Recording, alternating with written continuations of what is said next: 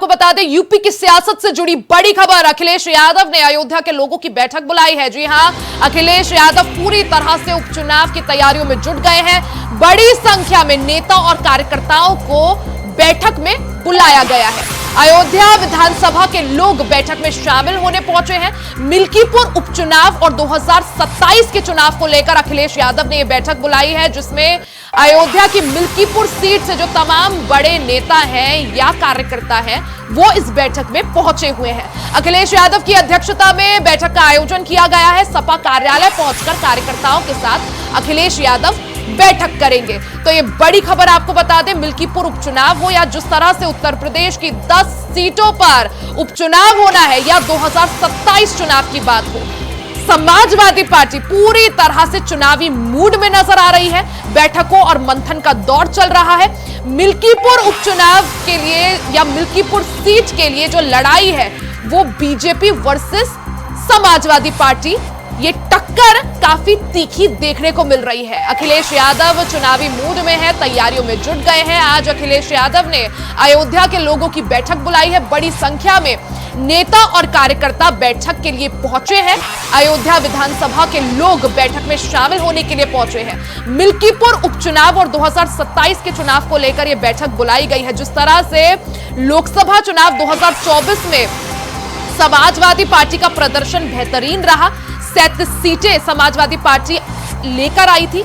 ऐसे में अब समाजवादी पार्टी की निगाहें उपचुनाव पर हैं और 2027 विधानसभा चुनाव से पहले इस उपचुनाव को समाजवादी पार्टी एक सेमीफाइनल के रूप में देख रही है। और खासकर बात करें अगर अयोध्या की मिल्कीपुर सीट की, क्योंकि अयोध्या में राम मंदिर बनने के बावजूद भारतीय जनता पार्टी को अयोध्या से हार का सामना लोकसभा चुनाव में करने को मिला था। अब जिस तरह से अयोध्या की मिल्कीपुर सीट में समेत यूपी की 10 सीटों पर उपचुनाव है, समाजवादी पार्टी बिल्कुल भी रिस्क लेने के मूड में नजर नहीं आ रही है। ज्यादा जानकारी के लिए सीधा रुख कर लेते हैं संवाददाता मोहम्मद आसिफ का।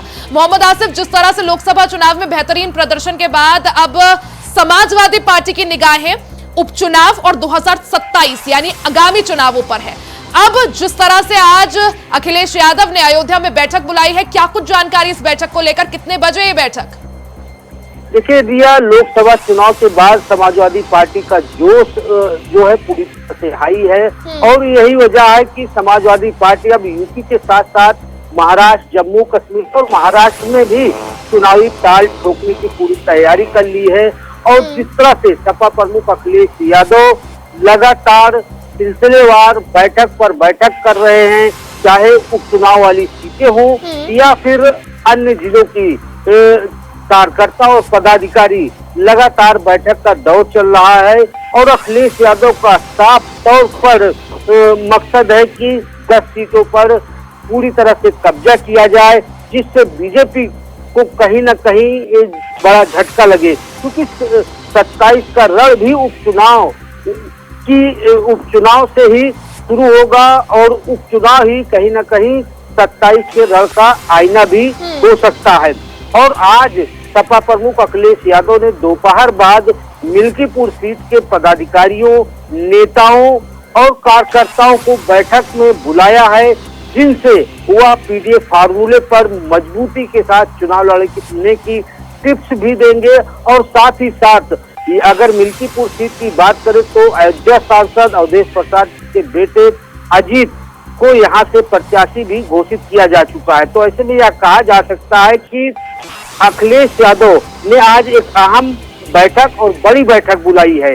और इसके अलावा रिया बात करें अयोध्या की मिल्कीपुर सीट तो कहीं ना कहीं बिल्कुल मोहम्मद आसिफ, जिस तरह से लोकसभा चुनाव में समाजवादी पार्टी ने अयोध्या सीट से बीजेपी को मात दी थी, अब मिल्कीपुर में जिस तरह से उपचुनाव है और मिल्कीपुर समेत 10 सीटों पर हालांकि उपचुनाव होना है, लेकिन समाजवादी पार्टी मिल्कीपुर सीट पर विशेष फोकस कर रही है। आज अखिलेश यादव बैठक के लिए भी पहुंच रहे हैं। मिल्कीपुर में बिल्कुल भी रिस्क लेने के मूड में समाजवादी पार्टी यहाँ पर नजर नहीं आ रही है। तो क्या रणनीति, किस तरह से बीजेपी को फिर से एक और बार मात देने की कोशिश? देखिए रिया, मिल्कीपुर सीट इसलिए भी अहम हो गई है, कहीं न कहीं अयोध्या की सीट हारने के बाद जिस तरह से बीजेपी पूरी तरह से बेताब है, बेचैन है और इस सीट पर जीत के लिए यूपी सीएम योगी आदित्यनाथ ने खुद कमान संभाल रखी है, खासकर अम्बेडकर नगर और मिल्कीपुर सीट पर। और यहाँ समाजवादी पार्टी बीजेपी को झटका देने के लिए पीडीए फार्मूले पर अब अपने कदम आगे बढ़ा रही है, चुनावी राह पर चल पड़ी है, क्योंकि सपा प्रमुख को यह पता है कि जिस तरह से अवधेश प्रसाद ने अयोध्या की सीट पर कब्जा किया, ठीक उसी तरह अवधेश प्रसाद के बेटे यहाँ पर अपना चुनावी परचम लहरा सकते हैं। और जिस तरह से पीडीए फार्मूला है और एक दलित चेहरे को सपा प्रमुख अखिलेश यादव ने चुनाव मैदान में उतारा है, और अखिलेश यादव को यह पता है कि दलितों के साथ साथ बैकवर्ड और मुस्लिमों का भी वोट जी बिल्कुल, और यही वजह है आसिफ कि अखिलेश यादव खुद फील्ड वर्क में जुटे हुए हैं, क्योंकि उन्हें पता है कि दूसरी तरफ भारतीय जनता पार्टी से सीएम योगी आदित्यनाथ ने भी मिल्कीपुर की कमान अपने हाथों में ले रखी है। यानी काफी रोचक ये मिल्कीपुर का रण होने वाला है, हालांकि उसके लिए इंतजार करना होगा। आसिफ, बहुत बहुत शुक्रिया आपका जानकारी के लिए। खबरों में आगे बढ़ते हैं, बात बलरामपुर की कर लेते हैं। बलरामपुर से बड़ी खबर, जिले में ज्वेलरी की दुकान से बड़ी लूट हुई है। दिन दहाड़े 8 करोड़ की लूट को अंजाम दिया गया है। जी हां, बलरामपुर में दिन दहाड़े एक ज्वेलरी की दुकान में 8 करोड़ की लूट हो गई। सोने चांदी के जेवर और नकदी लूटकर लुटेरे फरार हो गए। 3 हथियारबंद लुटेरों ने इस लूट कांड को अंजाम दिया, जिसके बाद 8 करोड़ का सामान लूटने के बाद ये बदमाश फरार हो गए। अज्ञात लुटेरों ने घटना को अंजाम दिया। लुटेरे सीसीटीवी कैमरे में हालांकि कैद जरूर हुए हैं। तो ये बड़ी खबर आपको बलरामपुर से बता दें। बलरामपुर में दिन दहाड़े ज्वेलरी की दुकान में लुटेरे 8 करोड़ का सामान लेकर फरार हो गए। सोने चांदी के जेवर और नकदी लूटकर हथियारबंद बदमाश फरार हो गए। 3 हथियारबंद लुटेरों ने इस पूरी घटना को, इस पूरे लूटकांड को अंजाम दिया। अज्ञात लुटेरे, ये सीसीटीवी फुटेज आपको दिखा रहे हैं, आप देख सकते हैं किस तरह से 3 हथियारबंद बदमाश ज्वेलरी की दुकान में पहुंचते हैं, बंदूक की नोक के बल पर लूटकांड को अंजाम देते हैं और 8 करोड़ के जेवरात और नकदी लूटकर फरार हो जाते हैं। तो सीसीटीवी कैमरे में पूरा लूटकांड की घटना कैद हो गई है। मारपीट भी यहां पर आप देख सकते हैं लुटेरे कर रहे हैं दुकान मालिक के साथ। तो ये तस्वीरें आपकी टीवी स्क्रीन पर, दिन दहाड़े 8 करोड़ की लूट को अंजाम दिया गया। 3 हथियारबंद बदमाश आपको सीसीटीवी कैमरे में दिख सकते हैं। 3 हथियारबंद बदमाशों ने बंदूक की नोक के बल पर इस लूटकांड को अंजाम दिया। 8 करोड़ की दिन दहाड़े लूट की और उसके बाद मौके से फरार हो गए। तो ये उस घटना का सीसीटीवी फुटेज आपको दिखा रहे हैं, बलरामपुर का ये पूरा मामला। ज्यादा जानकारी के लिए सीधा रुख कर लेते हैं संवाददाता मनोज शुक्ला का। मनोज, किस वक्त इस लूटकांड को अंजाम दिया गया, क्या कुछ जानकारी इसको लेकर?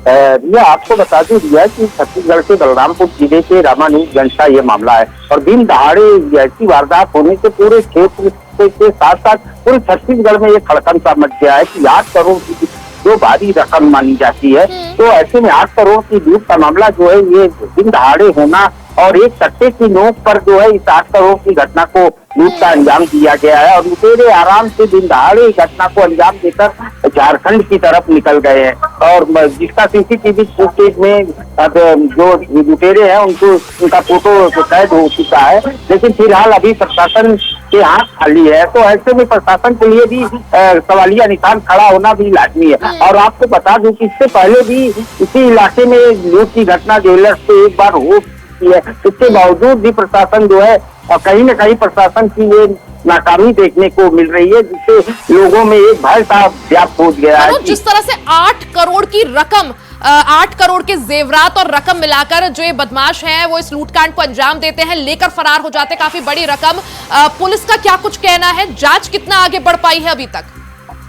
जी भैया आपको बता दूं भैया कि मौके पर एसपी और डीएम भी मौजूद रहे। उन लोगों का कहना है कि जल्द से जल्द अपराधियों को पकड़ लिया जाएगा, लेकिन कहीं न कहीं जो है अब पुलिस प्रशासन के ऊपर सवालिया निशान भी खड़ा होना लाजमी है। और इस मामले में गृह मंत्री का भी बयान अब सामने आ गया है। गृह मंत्री का भी कहना है कि जल्द से जल्द अपराधियों को पकड़ने के लिए निर्देशित किया जा चुका है, लेकिन कहीं न कहीं जो ऐसी घटना दोबारा रामानुजगंज में ऐसी घटना देखने को मिली है, जिससे जो है वहाँ प्रशासन के ऊपर सवालिया निशान खड़ा होना लाजिमी नजर आता है। जी, क्योंकि दुकान का सीसीटीवी फुटेज जो है वो सामने आया है लूटकांड के दौरान का। क्या पुलिस अभी तक किसी भी बदमाश को जो है या किसी भी लुटेरे को चिन्हित कर पाई है मनोज? किसी का कुछ पता चल पाया हो, कहाँ का रहने वाला है, क्या है, छत्तीसगढ़ के ही निवासी थे या कहीं बाहर से आए थे? और अभी अगर इनका ट्रैक रिकॉर्ड देखे तो किस तरफ, जैसा आपने भी कहा, झारखंड की तरफ भागे हैं, फरार हुए हैं, पुलिस का क्या कुछ कहना? जी भैया, आपको बता दूं भैया कि पुलिस के हाथ अभी भी खाली है। घटना के लगभग 20 घंटे होने को जा रहे हैं, लेकिन ऐसे में पुलिस के हाथ अभी भी खाली है। पुलिस को कोई सुराग नहीं मिल पा रहा, सिर्फ सीसीटीवी फुटेज के आधार पर जांच पड़ताल कर रही है। और खास बात देखने को ये मिलता है कि साथ में झारखंड सटा हुआ राज्य है और अपराधी आराम से झारखंड, उड़ीसा, छत्तीसगढ़ में वारदात को अंजाम देकर आराम से निकल जाते हैं। तो ऐसे में पुलिस के लिए एक बड़ी मुसीबत का सामना भी करना पड़ता है। बिल्कुल, यानी ऐसे में ऐसे जब मामले सामने आते हैं तो पुलिस की भूमिका पर सवाल उठते हैं कि आखिर क्या बदमाशों में पुलिस का जरा भी डर नहीं रह गया है? हालांकि अब इस मामले में पुलिस कितनी जल्दी कार्रवाई करती है, पुलिस के हाथ क्या कुछ लगता है, उस पर नजर बनाए रखिएगा। मनोज, बहुत बहुत शुक्रिया जानकारी के लिए।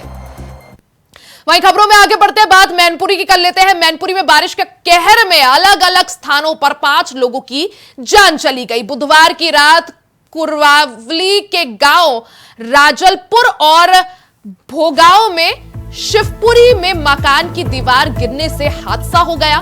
2 बच्चों सहित 5 लोगों की इस हादसे के बाद मौत हो गई। मौत के बाद घरों में चीख पुकार मच गई। पुलिस ने सभी शव पोस्टमार्टम के लिए भेज दिए हैं। थाना कुरावली क्षेत्र राजलपुर में सुबह दीवार गिरने की सूचना पर पुलिस मौके पर पहुंची। थाना भोगांव क्षेत्र के गांव शिवपुरी निवासी मनोज यादव का पक्का मकान बन रहा था। वहीं तीसरी घटना भोगांव क्षेत्र के गांव कटरा ब्योती कला की है।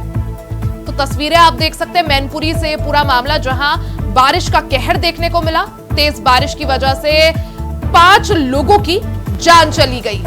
ज्यादा जानकारी के लिए सीधा रुख कर लेते हैं संवाददाता मुकेश कुमार का। मुकेश, मैनपुरी में बारिश का कहर देखने को मिला है। बारिश के कहर की वजह से 5 लोगों की जान चली गई है। कहां कहां किस किस क्षेत्र में घटना हुई है और क्या कुछ सारी जानकारी? राजस्थान में 1 बजे। मुकेश, आपको आवाज मिल पा रही है? मैनपुरी जनपद में अलग अलग स्थानों पर 6 लोगों की दर्दनाक मौत हो गई है। बारिश का कहर साफ तौर से देखने को मिला है। तो वहीं जहां 2 मासूम बच्चे भोगांव थाना क्षेत्र में, एक एलाऊ में और 2 कुरावली में मकान कच्चा गिरने से सुबह 5 बजे जो हादसा हुआ उसमें एक महिला, एक युवक की मौत हो गई है। युवक रिश्तेदारी में घूमने आया हुआ था, जिसके बाद उसकी वहां दबने से कच्चे मकान गिर गया है। तो वहीं मासूमों की जो 11 बजे घटना हुई है वो भोगांव थाना क्षेत्र के गाँव शिवपुरी 4 वर्ष का मासूम हरअंश कुमार और 1 मंथ की जो बच्ची है वर्षा, उसकी भी मौत हो गई है। तो वहीं आज एक एलाऊ थाना क्षेत्र में सुबह की घटना हुई, उसकी कच्ची दीवार गिरने से युवक जो है रामू की, उसकी भी मौत हो गई है। अचानक रुक रुक कर हो रही बारिश होने के चलते यह पूरा कहर देखने को मिला है। तो वहीं जिला प्रशासन की ओर से एडीएम वीराम मिश्र की ओर से मृतक के परिवारजनों को 4 लाख रुपए आर्थिक सहायता देने की बात कही गई है। मुकेश, जिस तरह से अभी बीते दिनों बारिश की वजह से लखनऊ में भी ऐसा ही मामला सामने आया था, जहां एक 3 मंजिला इमारत भरभराकर गिर गई थी। अब सवाल यही कि आखिर क्या प्रशासन क्या कर रहा है? आखिर क्यों ऐसे जर्जर भवनों की इससे पहले सेफ्टी ऑडिट नहीं कराए गए, चेकिंग नहीं की गई? प्रशासन की भूमिका पर भी कई तरह के गंभीर सवाल। भैया जी, मैं आपको पूर्व से बता दूं कि लगातार जो कोर्ट की पुरानी इमारतें हैं उनको सरकार को संज्ञान लेते हुए उसको क्षतिग्रस्त हालत में है, गिरासू हालत में, उनको तोड़ देना चाहिए। क्योंकि अचानक बारिश हो रही है, लगातार जो बारिश का रेड अलर्ट जो जारी हुआ है, कई जनपद पूरी यूपी में भारी अलर्ट जारी हुआ है, स्कूल भी बंद कर दिए गए हैं और भारी कई जलभराव की समस्या भी है।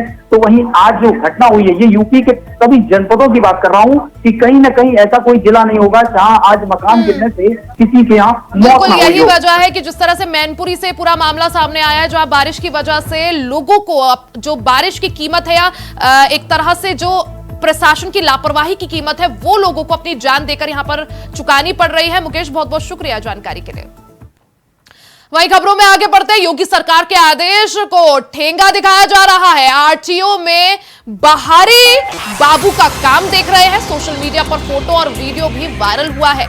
फोटो वीडियो वायरल होने पर अफसरों की नींद टूट गई है। बाबू को नोटिस देकर 2 दिन में स्पष्टीकरण मांगा गया है। तो लखनऊ से एक खबर, जहां योगी सरकार के आदेशों को अब ठेंगा दिखाया जा रहा है। आरटीओ में बाहरी देख रहे हैं बाबू का काम, यानी आरटीओ अधिकारी की जगह आरटीओ कार्यालय में बाहरी लोग अधिकारियों का काम देख रहे हैं। इसका वीडियो और फोटो भी सोशल मीडिया पर वायरल हुआ है, जिसके बाद अब अधिकारी को नोटिस देकर स्पष्टीकरण मांगा गया है। लखनऊ से पूरा मामला, जहां आरटीओ कार्यालय में बाहरी लोग अधिकारी का काम देख रहे हैं। सोशल मीडिया पर फोटो और वीडियो भी वायरल हुआ है, जिसके बाद अब अधिकारी को, जो जिम्मेदार अधिकारी है, उसको नोटिस देकर जवाब मांगा गया है।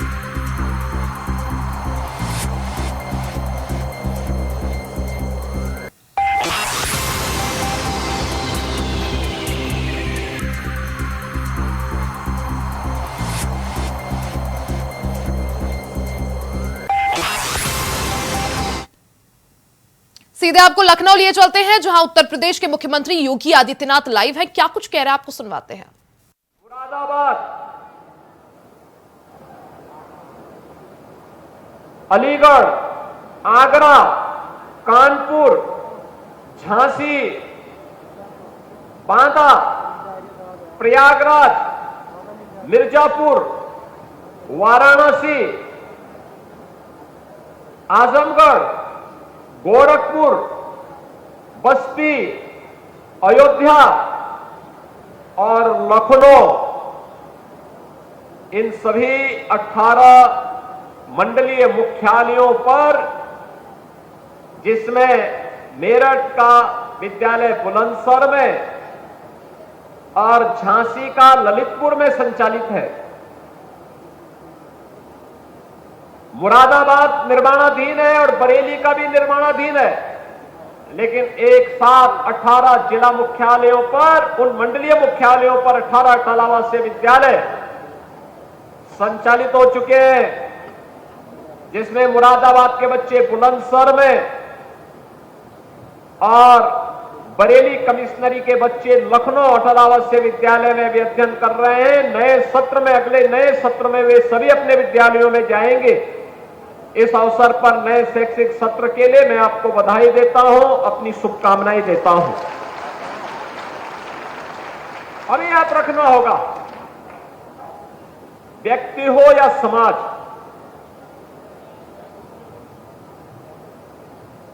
उसे सुशिक्षित किए बगैर आप सभ्य और समर्थ समाज और राष्ट्र की कल्पना नहीं कर सकते। यानी एक सशक्त और समर्थ राष्ट्र की परिकल्पना साकार होगी जब समाज सुशिक्षित होगा, सभ्य होगा और अटल आवासीय विद्यालय शिक्षा की गुणवत्ता का मानक बने। एक इंटीग्रेटेड कैंपस शैक्षिक स्कूली शिक्षा का होना चाहिए, इसका माध्यम बने। बिना भेदभाव के समाज के हर तबके के बच्चे को उसकी जाति, उसका चेहरा, उसका क्षेत्र, उसकी भाषा पूछे बगैर उसका भी अधिकार होना चाहिए देश के संसाधनों पर, समाज के संसाधनों पर, सरकार के संसाधनों पर। यह अधिकार का एहसास दिलाने के लिए यह अटल आवासीय विद्यालय शिक्षा के एक मॉडल के रूप में आपके सामने प्रस्तुत किया गया है। आपने देखा होगा इन बच्चों के कार्यक्रम को भी। और अभी मैं एक औपचारिक रूप से 2 से 3 मिनट के लिए एक क्लासरूम में भी मैंने इन बच्चों के साथ थोड़ा इंटरेक्शन किया था। क्या प्रतिभा है! प्रतिभा जाति, मत और मजहब की बंधक नहीं होती। प्रतिभा कहीं भी पैदा हो सकती है, उसको उचित मंच देना, उसके लिए उचित अवसर उपलब्ध करवाना, और यही सरकार का दायित्व होना चाहिए।